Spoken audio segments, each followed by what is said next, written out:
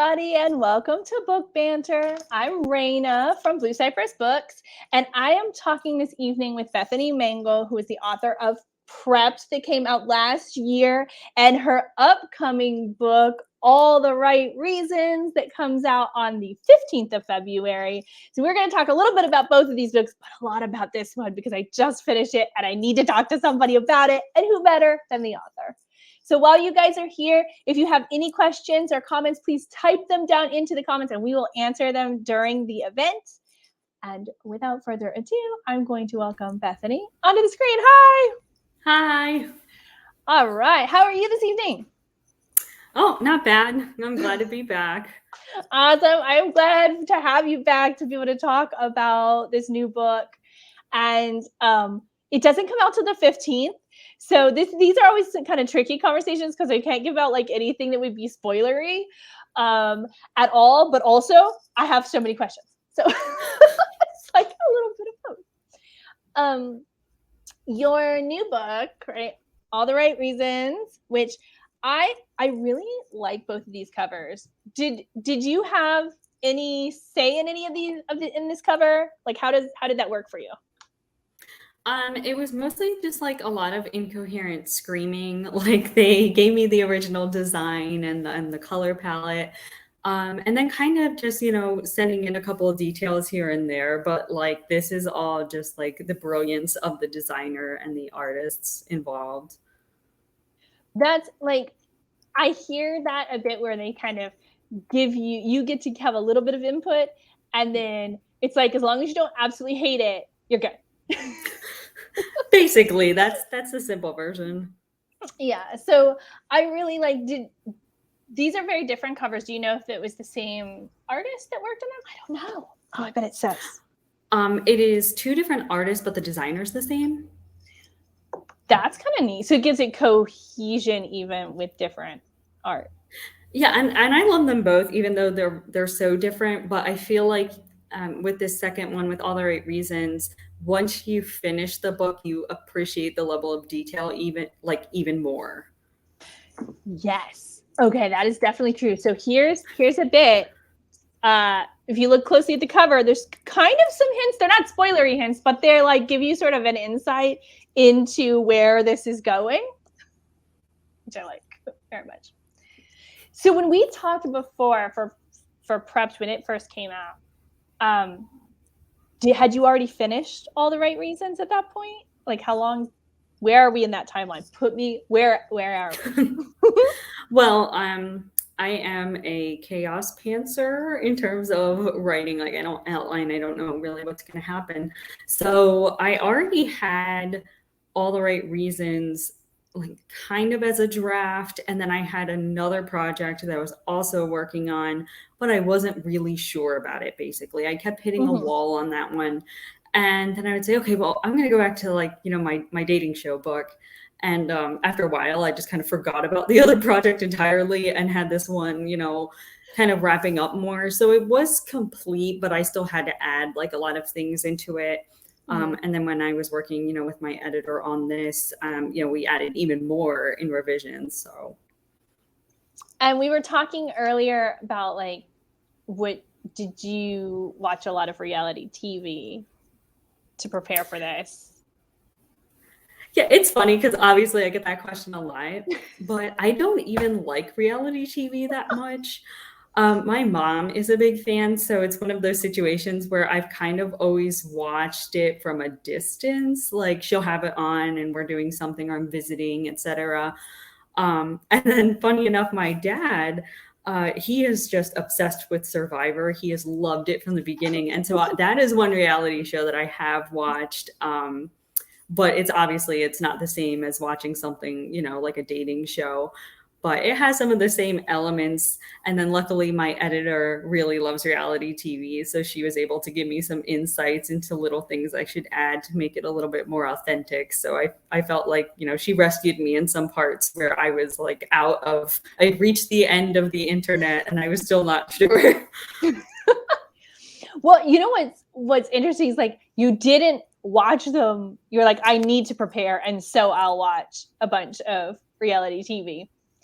I don't know if I'd be able to sit through all of that either. So Yeah, well, one of the things I wanted to avoid is I had seen a couple episodes of different reality shows and dating shows here and there, but I didn't want to watch them like to prepare for the book because I was afraid that I would accidentally like absorb some key feature of it that I didn't understand the significance of necessarily, and then have it appear and people would either be upset with it or they would say like, oh, well, this is like a ripoff or something to that effect. So while I wanted to stay true to some of like the deliberate tropes and conventions of reality TV and dating shows, I was afraid that if I watched like I marathoned, like 9 seasons of 12 different shows, that I would accidentally like take something that was so unique that it would stick out kind of in a different story. that makes sense. Yeah, I wouldn't have thought about that either. And you're right. Like people who are really into the show would recognize something. If they read your book, they'd be like, wait a minute. I know this is only that character in that show and that season. Right, exactly. Yeah, for sure. So Linda asked if you'd ever consider being on a reality show. Oh, wow. I guess it depends on what kind of reality show. If it was something like kind of like a Big Brother, where you can spend a lot of time just like dramatically lounging on the couch and talking to the camera, then I would consider that. But if it was something like, hey, go live on this deserted island and only eat rice and sit out in the rain under a palm tree for like 15 days, no, thank you. I am an indoor human, so something like that would not work. And then a dating show, definitely not. That just seems so like confusing, like to navigate and not knowing like what's real and if people are authentic, that I would be awful at that. That would be like, I think one of the hard things with some of those dating shows, like The Bachelor and The Bachelorette, is a lot of them get married at the end of that. And I'm like, dude, I've known you for 6 weeks. I didn't know. Could I commit to another date without cameras? Absolutely. But like forever? That's so rare that happens where you like know this person is going to be in your life for that long.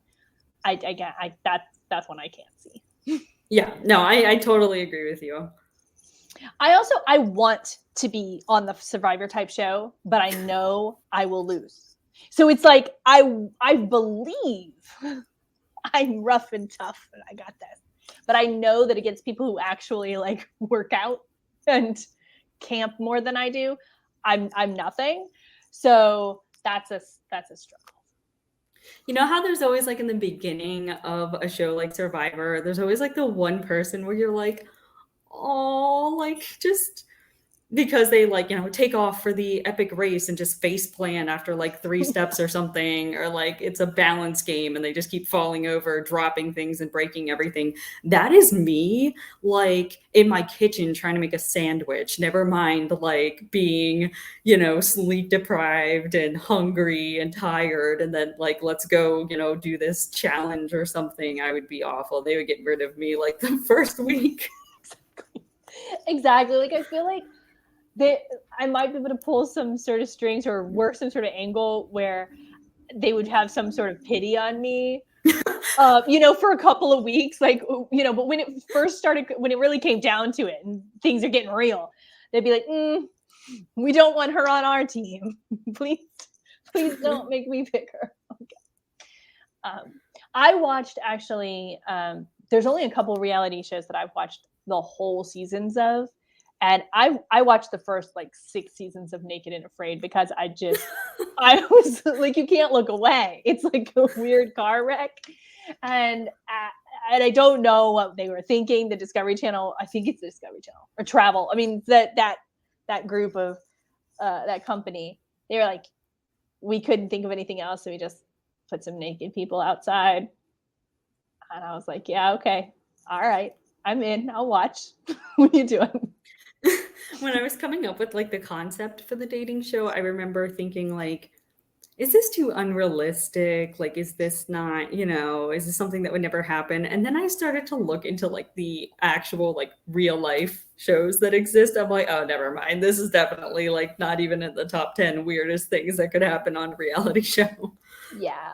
So, we can give people a little bit of the setup. So we're talking about the reality show, but I realize that we know what we're talking about and we haven't done any of the setup. Would you like to take that away? Give us the setup. I'm so bad at explaining this show, but basically it's like a create your new family contest. So it is a bunch of single parents and their children are going on the show. So the children are they're all different ages and they're trying to interview each other and pick their sibling. And then you have the parents who are obviously like looking to fall in love with the star. So it obviously gets a little bit complicated because then, my main character, Kara, finds herself accidentally kind of getting a crush on another contestant's son. And that makes things a little bit more complicated as they go into, the final rounds where, she's kind of at odds with her mom about who they want to keep on the show. Mm-hmm. And in the book, we get a lot of behind the scenes of Kara and her mom, because that's who we're following from the beginning, even a little before the show starts. And you only get these tiny glimpses of the other contestants and their kids, which is just enough. I mean, I could probably read this story, at least three of the contestants. I could read a book about how they got there and what they're doing, because you learn just enough to keep it going. But I'm like, so what's the story? Like, one of them is clearly a child actress, right?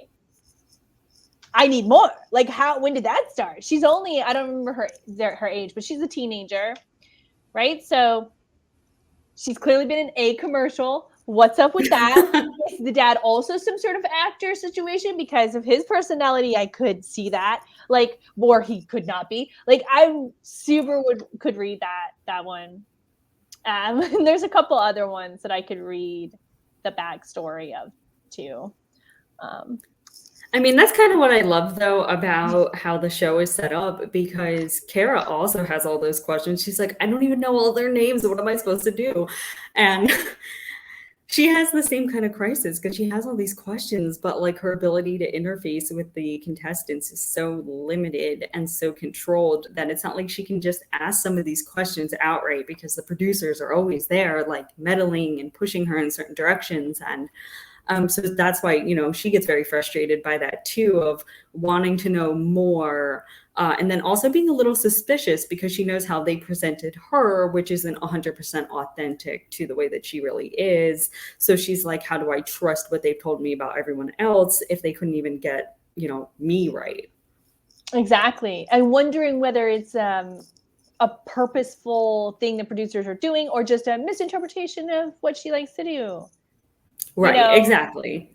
You don't know, and she doesn't know, and you're right. No one gets an opportunity to really sit and talk to them, which is, I've never been on a reality show, but when you're in a room with a bunch of high-powered people who are in charge, a lot of times it's hard to be like, I need a real sit down with you, like a actual meeting where I feel like you're understanding me, and they never get that in the show really either.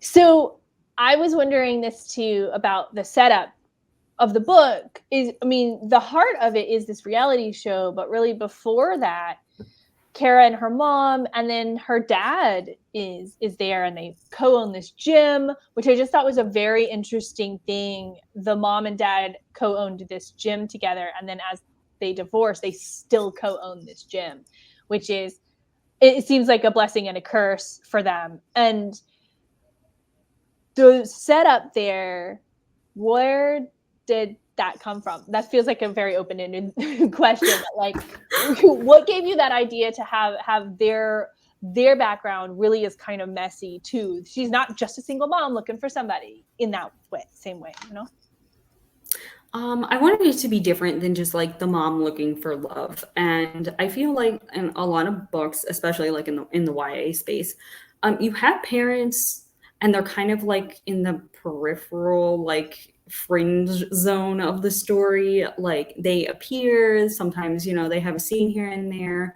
But you don't really see the main character's relationship with their parents being a central focus, especially if there is a love interest. So I wanted to kind of dial back on the romance and kind of delve deeper into the family dynamics, because I feel like that informs so much of, how you treat romance in your life and going out as a young person for the first time after high school.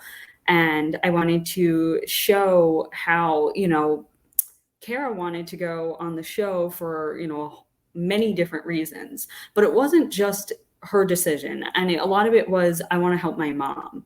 So that's something that I feel is like, I don't know, I guess something that I just really hadn't looked at before, of like the responsibility that you feel towards your parents sometimes, even though like they're supposed to take care of you. Well, that's not always the case. Like, your parents have bad days, they have bad things that happen to them. Sometimes you have to help them too. And so I really wanted to make family more important. And I couldn't think of a better way to do that than to put them, kind of trap them in this situation that they couldn't get out of. And then just make dad just like a generally horrible person, like in every way, and just have her kind of struggle with, what do you do with that? Because it's her dad. So she's not just gonna, okay, I don't want to see you anymore. But she also doesn't really feel like, like she can have that relationship, because she's conflicted about the way that their family broke apart. Well, and that's one thing that I do think you grasp really well, like it comes across really well in this book, is in the beginning you do get that back and forth. Kara is going to go, she works certain days at the gym, helps out. And she talks about wanting to go and parts of it that she really likes, and then not, and then being like wanting to hang out with her dad and see her dad. But then she sees her mom, and then how bad her mom feels about that situation. And then it's not picking sides, because that's never presented to her. They never force her to do that. But you can see that back and forth inside Kara, just like what you're talking about. And another piece where you see that later is as the mom is picking, she's narrowing down the contestants, and her reasoning, which she shares with Kara a lot of times, the reasoning why she's picking who she's picking. And as an adult looking at her making that choice, I can see like this, I don't agree with this choice, but I get why you're making it.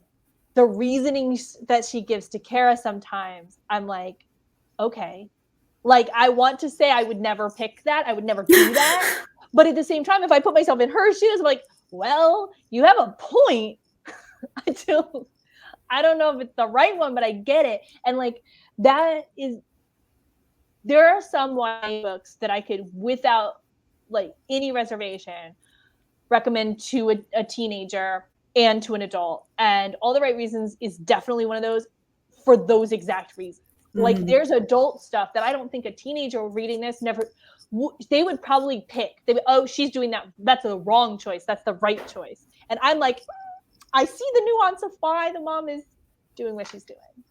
Well, and they're both just like, they're trying so hard to take care of each other, but those things are sometimes like mutually exclusive to each other. So then they just end up like fighting, where it's like, let me love you. And I wanted to capture that too. It's like, if you try to take care of somebody else too much, like at the expense of yourself, that's not a healthy balance either. And there's like a couple of situations where they're both trying to do that to each other, and it creates a lot of tension. So my son is now 15, and yes to what you just said. Sometimes you're trying to take care of someone and they're like, I don't want you to, and you're like, but I'm going to, and you have to learn not to do that. Let go of it. That's where I am. I find it I feel like I need to start taking notes. Like, I have all of these things, and then in like 7 years or so, when he's totally past this, I'd be like, I'm going to write that YA novel, because there's stuff, but I could never write it now because it's clearly not okay now. Well, I feel like I do that too. Like, I feel like I pull from like my teenage self, but then I also like kind of pull things from my current life or like my adult life, and just kind of mix it all together. And not always like in an overt way, because like, for example, my parents are like happily married and have been happily married. So like writing about the divorce and how contentious that is, that's not like a, based on a true story or my background or anything like that. But there are like relationship elements, that I've pulled from real life, or little Easter eggs that someone will see and, kind of giggle because they know it's about them, or, things to that effect. Yeah. So when you were writing this, what was your favorite part? What's your favorite part of the book? Or what was your favorite part of writing? That's kind of two questions. We put them together. I don't really have one, but I guess if I had to pick, it would be like Kara's relationship with her mom is just so like goofy and weird, and I love it, and their inside jokes and the sarcasm and how they kind of, you know, bounce ideas off of each other and the way that they see the world in relation to each other. And that's really like my favorite. Kind of like the little jokes that they whisper to each other on the set, or how they kind of like conspire in the beginning about what they're going to do. Those are the little like asides that I feel like are, they kind of remind me of, the way that I talk to my mom, or like when we get sarcastic and we're making inside jokes. So that's drawn from real life, but that was definitely the most like enjoyable, like the funny scenes of, watching Kara like have this meltdown on an airplane and things like that, just the funny moments. Mm-hmm. For sure. Yeah, that's my mom and I. We get along really well. My mom, my sister, and I, we all sort of get along really well. We'll be away from each other for months and months because they live in Florida now. So, and then I would, you'll be back together, and it's just, I don't know. I just know where they're gonna leave off, and yeah, that relationship in your book is very similar to that. They just sort of had to. It feels like they had to like band together when the divorce and everything happened, and they've just sort of like they get each other. They get each other. Yeah, for sure. So you mentioned having a project that you were working on. Are you working on another project? What's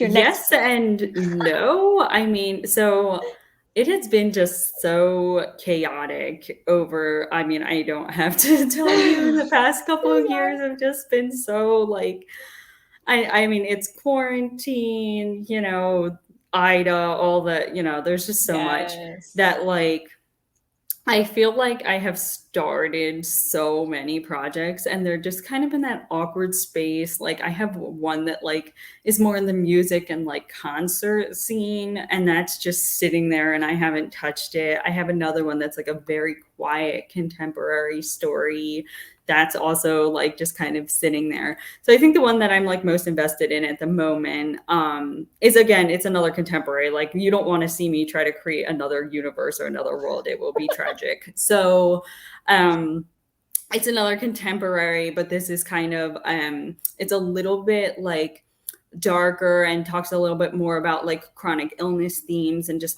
it's following like a teenager as she's basically coming into like more of a realization of who she's going to be after high school, and kind of navigating everything that's changing, and what it means to be like so popular in high school and have all these like friends and activities and clubs, and then all of a sudden realizing that like a lot of what you've had, that's not going to follow you forever. Like you're not going to be the junior prom queen forever. You're just going to be you, and who is that? So that's something I'm more into at the moment, but there's still like my Word documents are just, there's so many of them. As you were saying, you have many tabs open. Yes, many tabs open at any given time, both on the computer and in my brain. So yeah. Well, now you say that we don't want to see you build a totally separate world, but there's a connection between these two books. Both of them aren't totally separate worlds that you're having to build from the ground up, but at the same time, they are sort of insular worlds that the common person doesn't know a ton about. So, prepped that those teenagers and now almost all of those characters were living in a prepper bunker community. And that's an insular, I mean, for the most part, they were living inside that by those rules and doing everything. So you've kind of created that. It's not a completely like unknown world. It is real, but you open it up to us to read. And the same thing here, you've got the reality show world. They live in that reality show bubble for weeks, and you create that. It kind of gives you this opportunity to create both of those worlds, even though you're not building a totally different planet, for example. So No, yeah, that's so true, and that's also kind of deliberate because I feel like in your everyday life, how often do you just have like an arch nemesis, like a villain enemy? Like it's not, you might be like, oh, that one guy like that plays his music too loud and it's annoying, but it's not like you usually walk around having like some great villain in your life.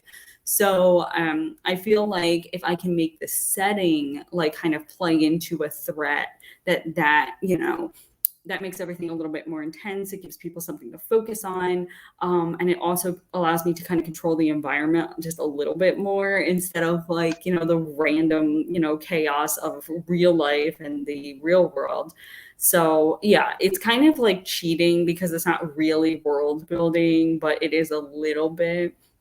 So I really do like having those, because I feel like it creates the idea of being isolated and being separate, which is usually something that bothers my main characters a lot, is feeling like they're set apart somehow. And how do they get back to they're fighting their way back to a real world that they want to be in. Yeah, well, and what I love about it too is that it makes it not just one person or one character that's in this struggle. So, my son, I'm sure, feels as though, the world is out to get him. But he would be sort of singular in that fight because although he goes to school and there's other teenage friends, they're in their own fight. They're not all in the same one. Where in both of these, you have multiple teenagers or multiple, characters in that same age group as your main characters that are in this same sort of struggle. Well, they see it very differently, but they're in the same little thing that's keeping them in that bubble, whatever that bubble happens to be. Which is an interesting. It's like a what do they call it? Like a locked room sort of situation, but not. It's not locked all the time, but it's where you have more people in the same struggle, which is fun. I really like about both of your books because sometimes when I'm reading YA novels, especially, you will have one or two characters in this struggle, and I'm like, look, there's the door. Like, what are you doing here? Just don't walk down that hallway, and then that person won't. Like, you have this huge struggle about this, somebody you're gonna walk by in the hallway. And I'm like, there's another one. I've been to middle school. Like, it feels maybe like you can't walk around, but you can. But your characters, like, you put them in situations where they can't walk around. Like, they have to, and it's multiple ones, and I enjoy that. Well, the challenge with All the Right Reasons, honestly, and it's why I cheat a little bit and I make characters with easy nicknames to remember who they are. And it's something I do in real life because I'm terrible like with names. So there will be so many like nicknames that I'll give people in my head just to help me remember who they are. So I was actually having trouble in the beginning sorting the contestants apart.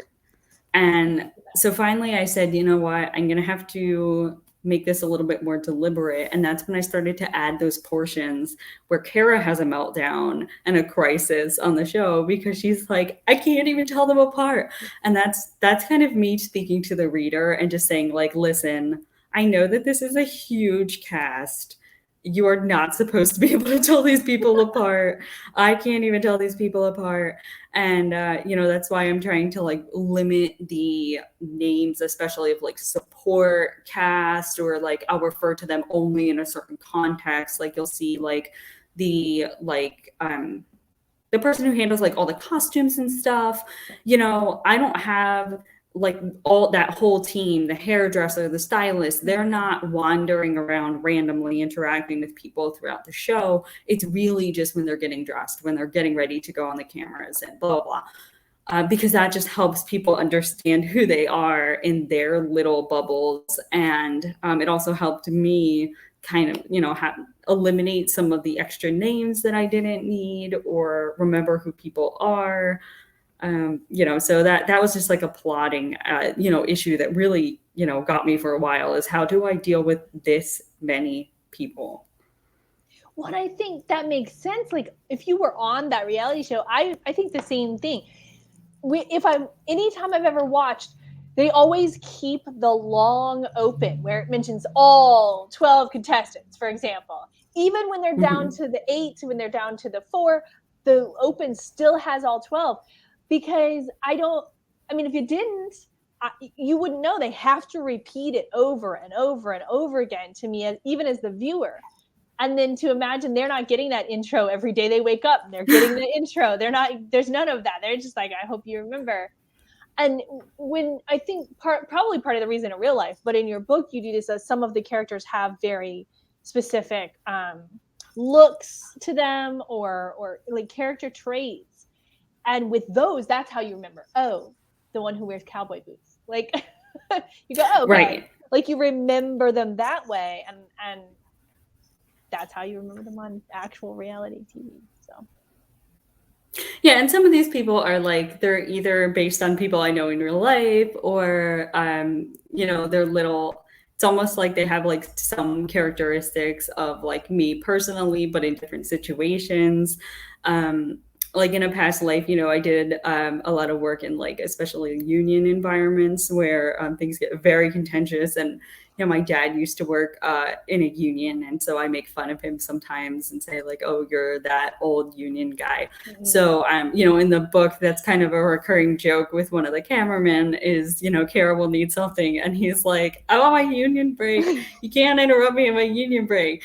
And you know, so and he's definitely a favorite in the whole book, even though he doesn't even appear that often. And speaks, you know, very infrequently throughout the whole thing. But it was just like a fun character to write and kind of an inside joke with myself. I don't expect anybody else to appreciate that character the way that I did, because I was mostly just giggling the entire time I wrote it. And, you know, it's a joke for me. No, I thought he was hilarious. Because I got that. And then he kind of, you don't really know what the friendship is, but they were kind of friends. Is it Sam? Oh yeah, with Sam, the other so like production assistant. Right. So you get the idea that they were sort of friends, but never like, you know, I don't know how good of friends or whatever. And then so it's you're seeing this sort of banter between the two of them. So he's not wrong. It is time for his union break, and it needs to be this long and whatever. But he's also kind of picking and being friendly, right, you know, with his friend there. So that was a lot of fun. And then of course you know, he's a good sport about it. So he wants his union break, but like often he will be like, okay, I'm coming. Like, you know, let me shove these chips into my mouth and then let's do this. Which, yeah. Well, because I also feel like, you know, they talk about some other shows that they were on in the past before. So like to kind of establish that they have their history. But I also wanted to emphasize that like industries can be very small, and like even if they don't seem like it, or you're spread out all over the country.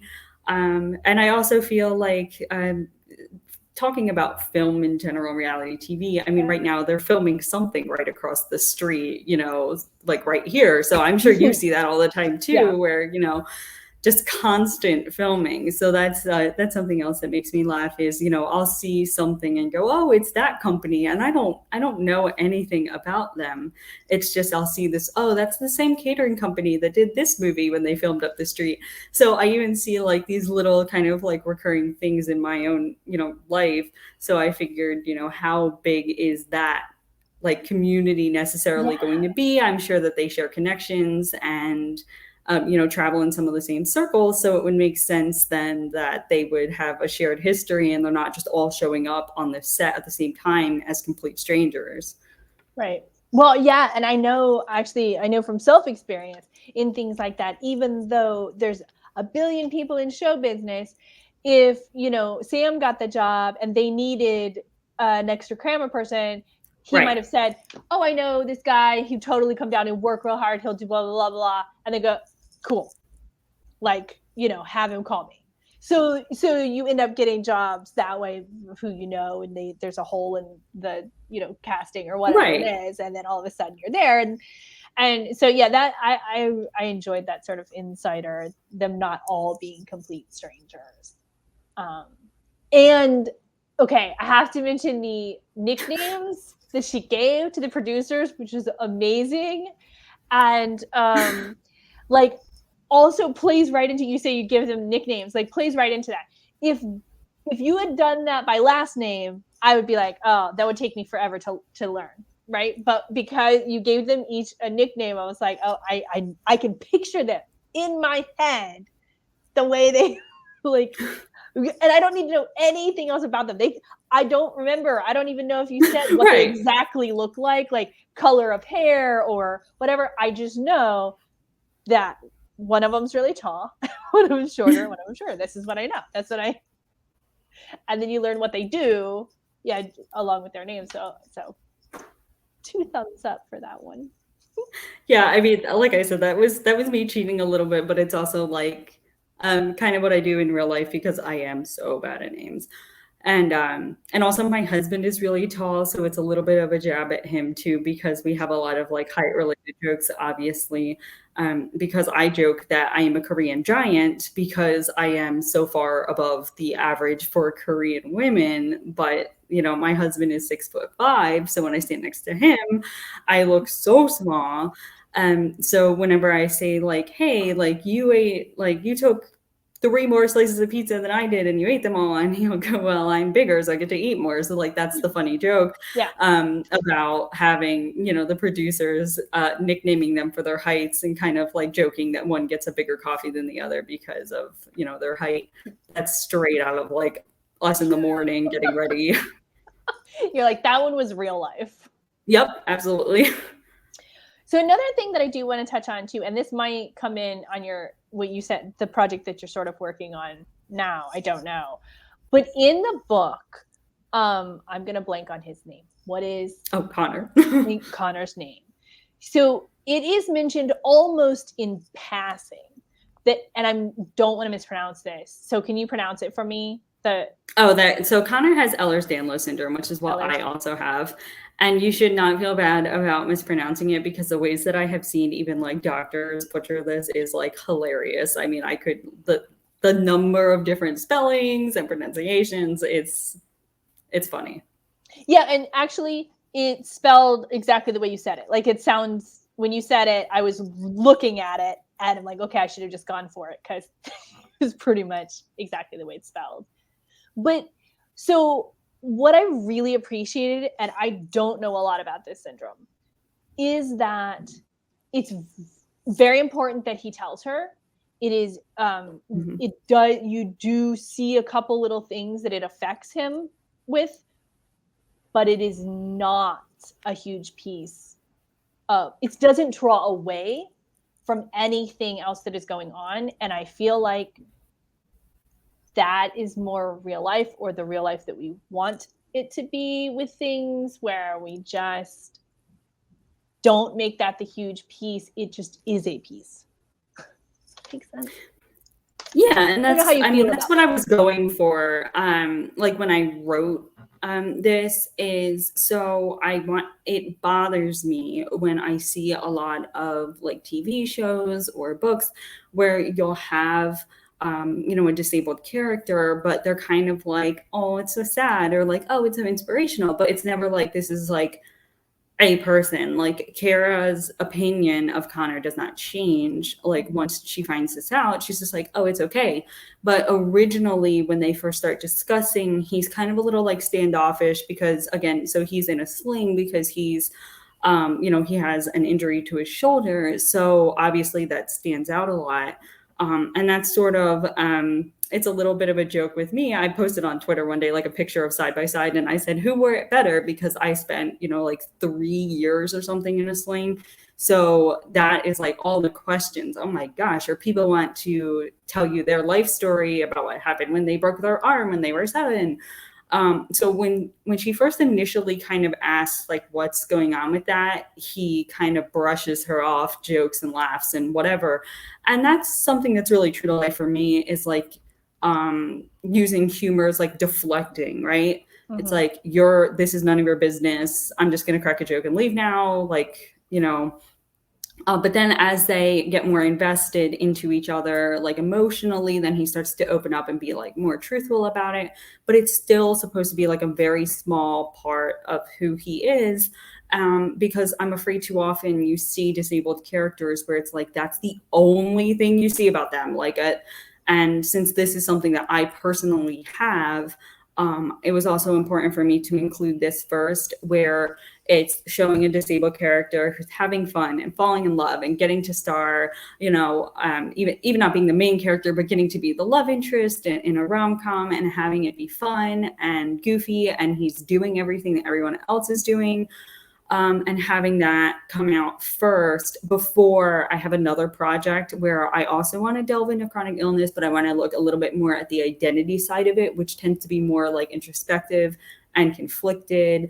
And I don't want that to be the first like touch point that I have, because that's something that I'm afraid people automatically default to. And I want to show them like, hey, no, this is, we can do things still, I promise. Like, we don't just sit in the dark I know it looks from the lighting like I'm sitting here in the dark, but we don't just sit here in the dark. That's not all you do. Like lamenting our lives or something, the way that I've seen it done in, a lot of other fiction or TV. So I wanted to have, something fun, something enjoyable be my first, kind of foray into that space. Yeah, when they're sitting there and I know that he's about to like tell her, and you can tell it's hard for him because he's like, this person that I'm about to tell this thing to could just be like, oh no, shut down, run away, whatever, you don't know.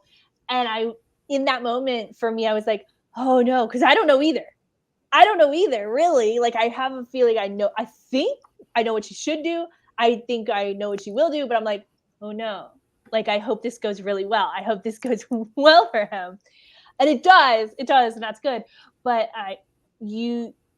that was like, it was just another moment. And I'm sure you've probably had that moment with people in your life multiple times. So it wasn't that stretch for you, but I was there, like you had me on the edge, because I felt I was so invested in both of them and their relationship that I was just really hoping it went the way he was hoping it would go.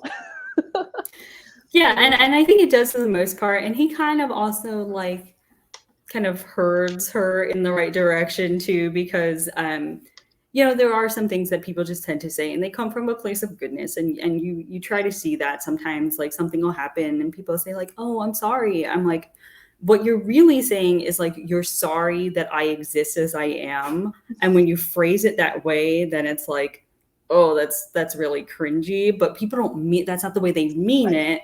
And sometimes you just have to show them like, hey, I appreciate what you mean, but here's what you said. And they go, oh. And so these are conversations you have with people as your relationship progresses. And that's something I wanted to show too, where they go from like, you can't know my secrets, I'm an enigma, to like, connecting more. And Kara does it too with everything going on at home with the gym and, and money and the divorce and how upsetting it is to her in the beginning. Like, she's not saying anything about that. But then as they grow closer together, she's opening up too about, the challenges and the problems in her life and what's important to her. So you see like kind of them going from these like really flat kind of like paper characters where they're like terrified of showing weakness on this show, right, to now getting to be a little bit more vulnerable. You start to see the little like different sides to them that originally they didn't have. So another thing that this reality TV show bubble gives you, like allows you to have in this book, which I know there isn't anything I didn't like, so I know I keep going, well, I really like this part. I really like that part. But no, really, I did. So there's another thing where that's a natural progression for characters in books, TV shows, movies, where you're holding back, and then for some reason you decide to share more with somebody. And in this book with that bubble, the reality show and the way it's just produced and they're shoved in this direction and that direction, they can see people for this amount of time and that amount of time, it builds that world it gives them an excuse not to open up. Like if you're only going to see somebody for 30 minutes for breakfast, and then you're going to be not around them for the next 6 hours, but then you're going to have to go ice skating or something, like when are you going to tell them all about your deep dark secrets? Like you're so it gives you that, you've built this thing that is like an excuse for why that they're deciding not to share, or they're not able to share some things sometimes. Well, and that's also why I wanted to add in some of the extra like characters, because like originally I didn't plan on having like, my grumpy union cameraman. He was not originally supposed to really like have that many lines or appear in that many scenes. He was just kind of supposed to be floating around as a stand-in, so that I could just say one name and have that mean like the camera crew. So it wasn't always the camera crew did X, the camera crew did Y.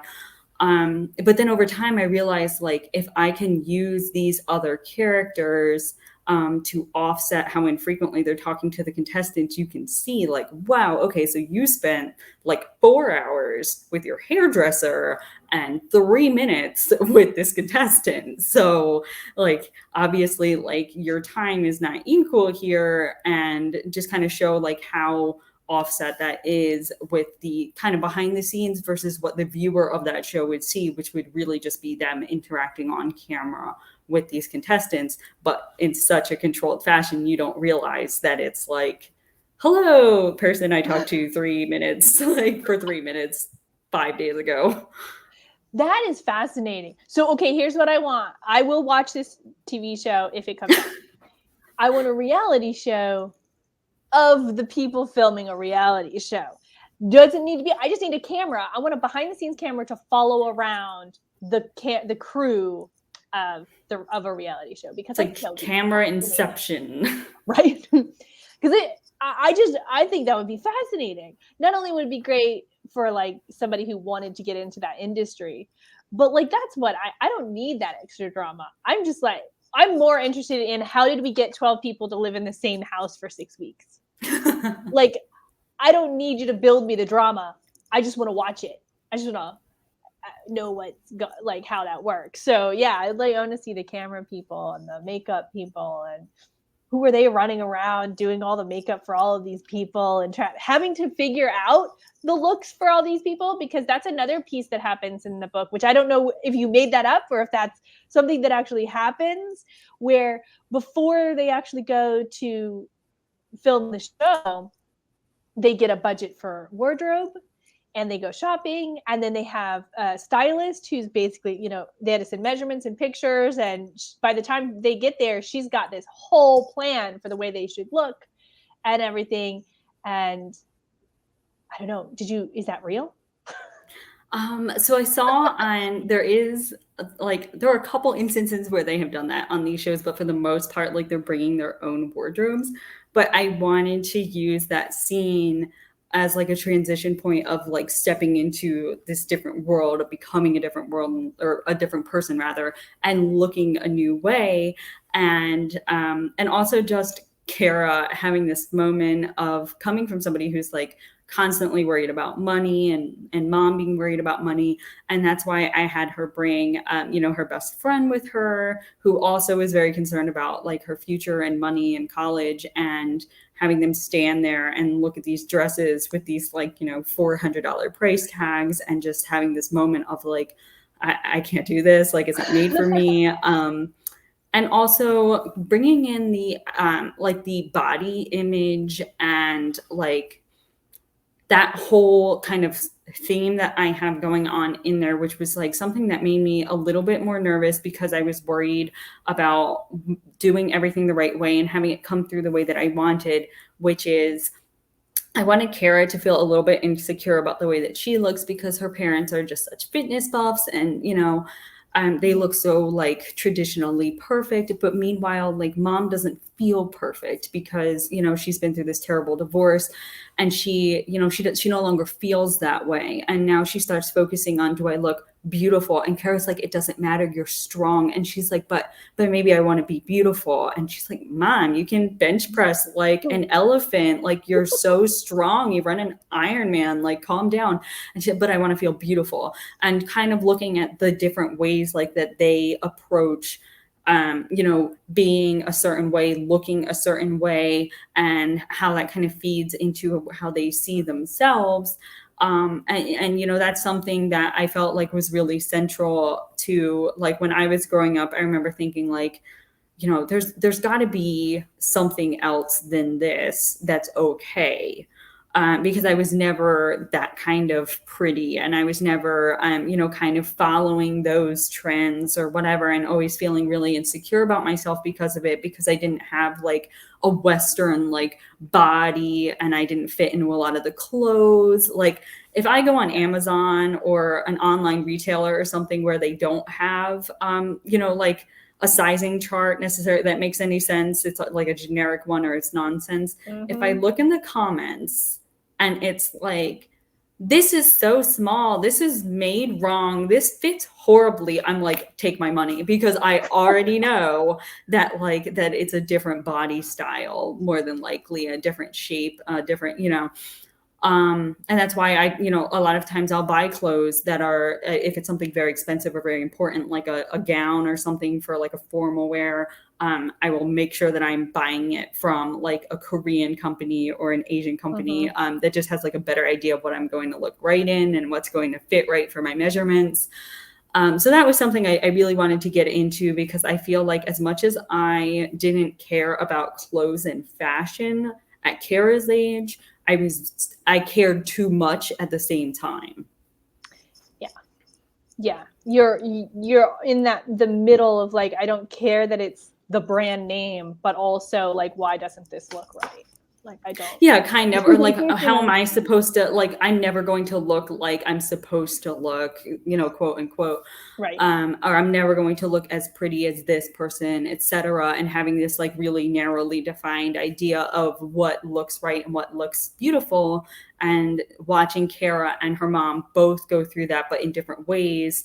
And also just like the constant emphasis on maintaining this image on camera at the same time, adding all that pressure and really putting them under a microscope and then kind of seeing what happens. Yeah. So there were some moments where they're sitting in their suite and they're like in, jeans and a t-shirt or sweatpants or something, just talking and hanging out. And then the producers or Sam would come in and say, oh, we got to get ready to go do this. And they're like, oh, okay. And they're putting on their fancy dress or whatever they're supposed to wear for wherever it is, and their shoes and whatever.